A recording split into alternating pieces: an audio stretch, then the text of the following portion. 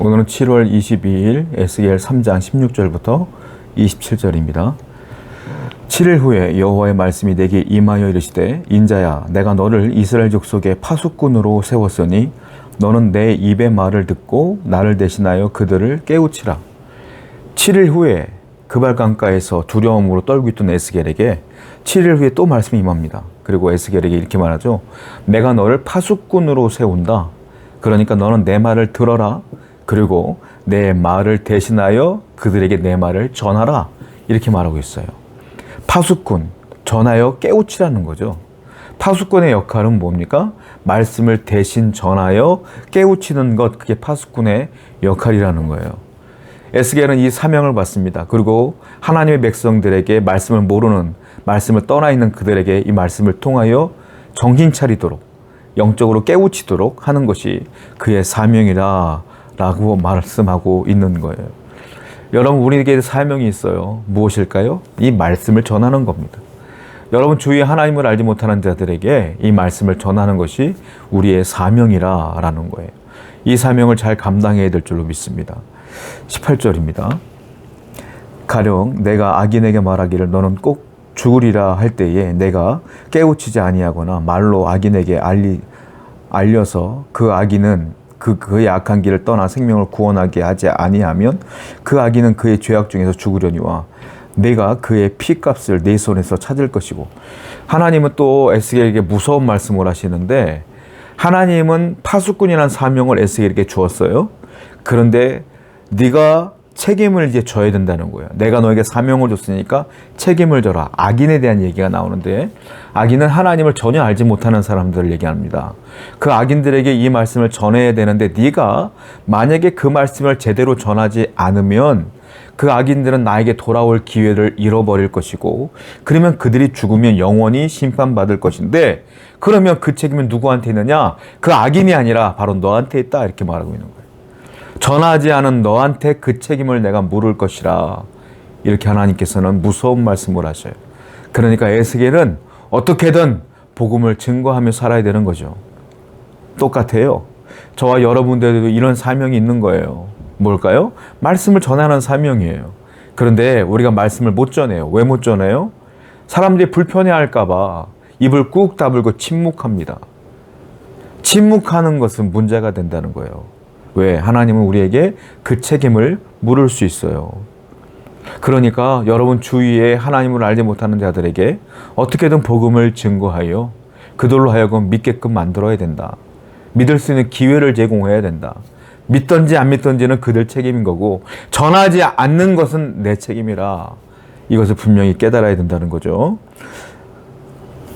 자, 19절부터 볼게요.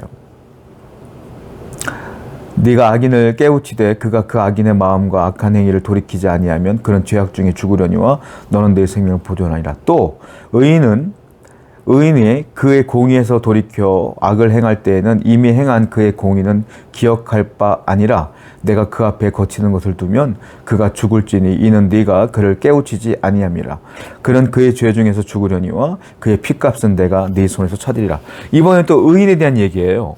악인은 처음부터 하나님을 몰랐던 사람들이고요. 의인은 하나님을 믿다가, 우리도 사람이기 때문에, 하나님 믿는 사람도 사람이기 때문에 죄를 지을 수 있다는 거죠. 그러면 의인도 죄를 짓는다는 거예요. 그러면 그 죄를 지으면 에스겔이 정신 차리라고 또 말을 해줘야 된다는 거예요. 말씀으로. 그런데 그 말씀을 또 불편할까 봐 안전하면, 그러면 그들이 잘못되면, 그 영혼이 잘못되면 그 영혼에 대한 책임도 에스겔 너한테 묻겠다 이 말이에요. 엄청나게 부담스러운 사명입니다. 이것은.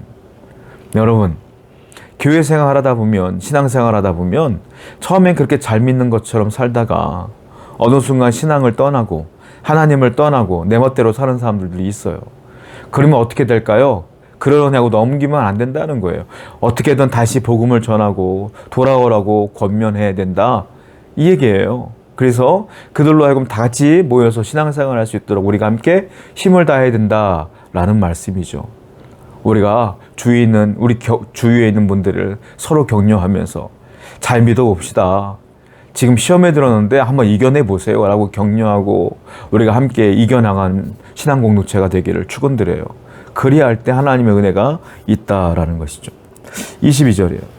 여호와께서 권능으로 거기서 내게 임하시고 또 내게 이르시되 일어나 들로 나아가라. 내가 거기서 너와 말하리라 하시기로, 내가 일어나 들로 나아가니 여호와의 영광이 거기에 머물렀는데 내가 전에 그발 강가에서 보던 영광과 같은지라 내가 곧 엎드리니.